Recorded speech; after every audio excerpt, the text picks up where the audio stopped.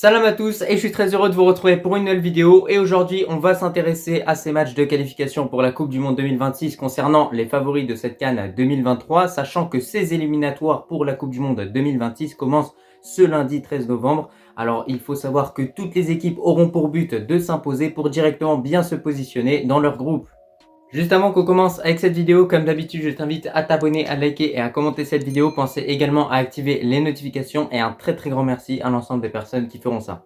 Premièrement, on va parler du Maroc qui devait de base affronter l'Érythrée à Agadir, plus la Tanzanie à Dar es Salaam, mais qui fera uniquement face à la Tanzanie étant donné que l'officialisation s'est faite. L'Érythrée s'est retirée de ses qualifications pour la Coupe du Monde 2026. Donc c'est dommage et en tout cas, n'hésitez pas dès maintenant à me donner vos pronostics vis-à-vis de ce match contre la Tanzanie. Comme j'ai pu beaucoup le dire sur la chaîne, ça m'embête franchement de savoir que le Maroc va jouer qu'un seul match durant ce rassemblement de novembre. J'aurais franchement aimé que notre équipe joue un maximum de matchs étant donné que lors du dernier rassemblement, on s'est rendu compte que notre équipe n'était pas prête à 100%. Il y a quand même des choses à ajuster au niveau de l'animation offensive, également au niveau du milieu de terrain par rapport à l'engagement. On a vu qu'on avait une équipe qui manquait justement d'engagement.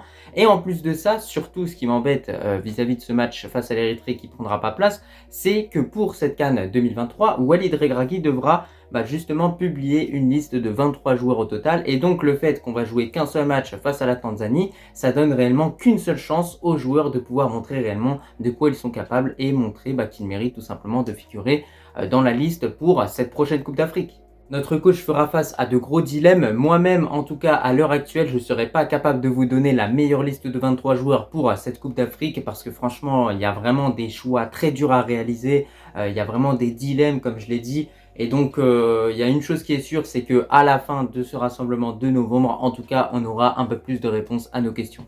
En tout cas, pour tous ceux qui savent déjà les 23 joueurs qu'ils sélectionneraient à la place de Walid Regragui, n'hésitez pas à donner vos listes dès maintenant. Mais cependant, par rapport à ce match face à la Tanzanie, j'ai de grosses attentes portées sur certains joueurs comme Unai, Mazraoui, Achatala et également Enisri. Et j'ai même envie de vous dire toute l'équipe, tout simplement parce que lors de ce dernier rassemblement, les prestations de nos joueurs ont réellement été catastrophiques. Alors oui, c'était un peu mieux contre le Liberia. On a vu qu'il y a eu quelques ajustements qui ont été effectués, mais ça n'empêche pas que le Liberia, c'est une équipe que à notre prime, on aurait pu totalement battre 5-0. Là, on a gagné, je crois bien 2-0. Petite parenthèse dans cette vidéo pour vous parler de Muntakhab Foot. Donc, c'est un média qui publie des informations sur notre équipe nationale. Ils sont présents sur TikTok, sur Twitter et même plein d'autres plateformes. Donc, je vous invite franchement à aller les ajouter. Il y a tout qui est disponible en description. Abonnez-vous, c'est gratuit. Et en plus de ça, vous donnez de la force. On reprend maintenant avec la vidéo et je trouve que lorsqu'on voit la qualité de notre effectif, il est impossible de sortir des prestations comme face à la Côte d'Ivoire ou face à l'Afrique du Sud, même si ça commence quand même à dater.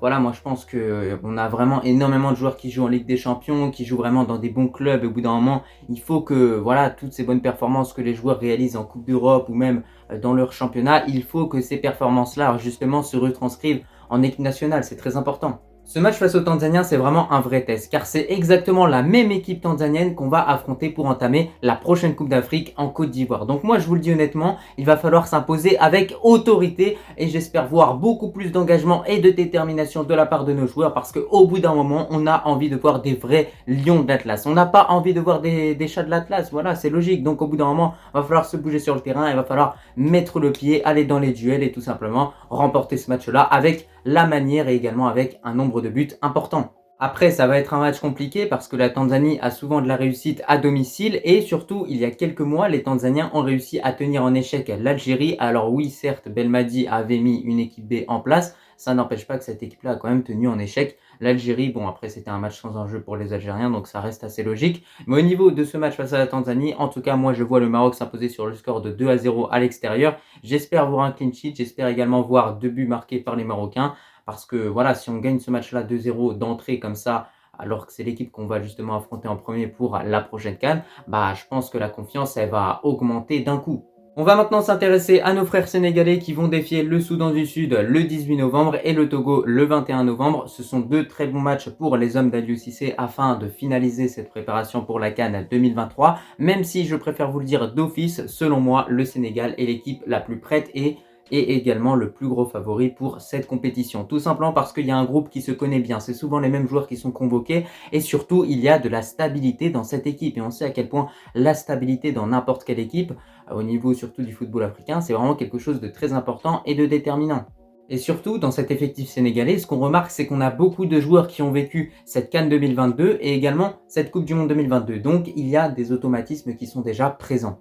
Néanmoins, je l'ai toujours dit, le plus gros problème de cette équipe, c'est toujours ce manque d'efficacité dans le dernier geste, dans la finition. Et je pense que si les Sénégalais arrivent à corriger ça, c'est réellement une équipe qui deviendra tout simplement inarrêtable. Et aussi, si le Sénégal arrive à tout simplement performer sans Sadio Mané, ce serait également parfait parce que souvent, c'est Sadio Mané quand même qui débloque les situations. Alors, on sait que c'est un joueur très important.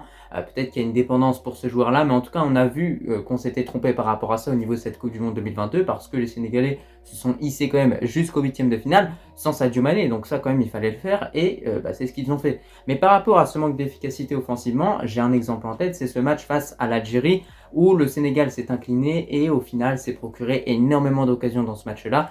Et si les Sénégalais se seraient montrés beaucoup plus efficaces, je pense qu'ils l'auraient largement emporté. Mais voilà, après, les Algériens ont quand même réalisé une très bonne prestation. On ne peut pas leur enlever le mérite. Mais je pense que quand même, si le Sénégal se serait montré beaucoup plus efficace et tranchant offensivement, le score final ne serait pas le même.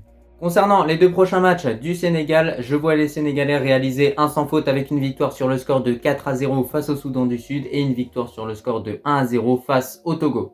Après le Sénégal, on se tourne du côté de nos voisins, l'Algérie qui va affronter la Somalie le 13 novembre au stade Nelson Mandela et les Algériens feront également face au Mozambique à Maputo. Écoutez, ces deux matchs-là, je trouve que c'est des bons tests honnêtement pour l'Algérie, surtout pour arranger et ajuster ce qui n'a pas été lors du dernier rassemblement. Et moi je pense que ce qui n'a pas été, c'est surtout l'animation offensive. On a vu que sur le flanc gauche, il y avait peut-être un joueur qui devait en remplacer un autre. On a vu que par exemple Gouiri en tant que buteur, ça fonctionnait pas forcément très bien parce qu'il a été touché très peu de fois face à l'Égypte notamment. Et justement, on se demande si ce joueur-là devrait pas plutôt jouer milieu gauche, ailier gauche. Ou on se pose également une autre question, c'est est-ce que Amoura, qui réalise des performances exceptionnelles en club, voilà, il faut se le dire, clairement, il enchaîne les buts du côté de l'Union Saint-Gilloise, est-ce que ce joueur-là mériterait pourquoi pas d'être titulaire, sachant qu'à chaque fois qu'il a pu jouer avec l'Algérie, regardez, j'ai un match en tête justement face à l'Ouganda, il a réalisé une énorme prestation, il a montré à quel point c'était vraiment un joueur rapide qui pouvait apporter de la percussion et beaucoup de choses à cette équipe-là. Donc honnêtement,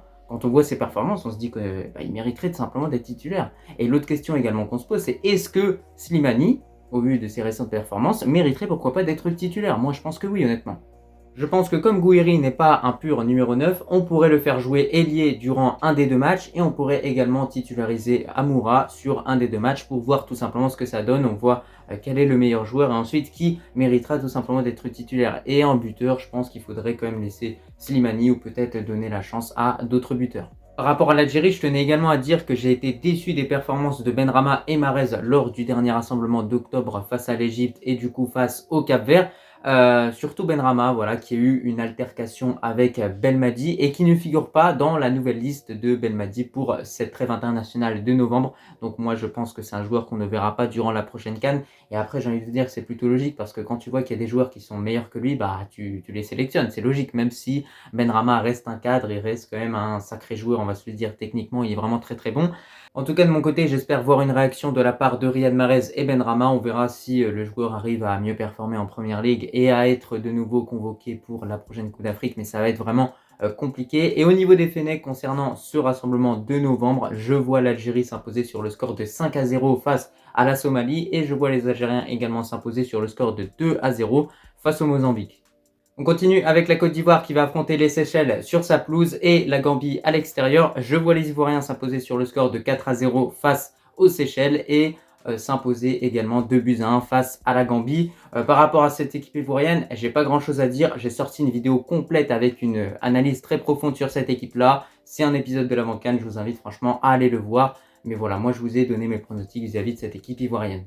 Dans la continuité, les Égyptiens vont jouer face à Djibouti et le Sierra Leone. Je vois les coéquipiers de Mohamed Salah s'imposer sur le score de 3-0 face à Djibouti et également une autre victoire 1-0 face au Sierra Leone. On reste dans le Maghreb et concernant la Tunisie, je les vois s'imposer sur le score de 3-0 face à Sao Tomé et Principe. En revanche, je les vois faire match nul face au Malawi à l'extérieur. Pour finir, concernant le Cameroun, les Camerounais vont faire face à Maurice et la Libye. Écoutez, je vois les Camerounais s'imposer 5-0 face à Maurice et je les vois également s'imposer sur le score de 3-2 face à la Libye au cours d'un match rempli en buts.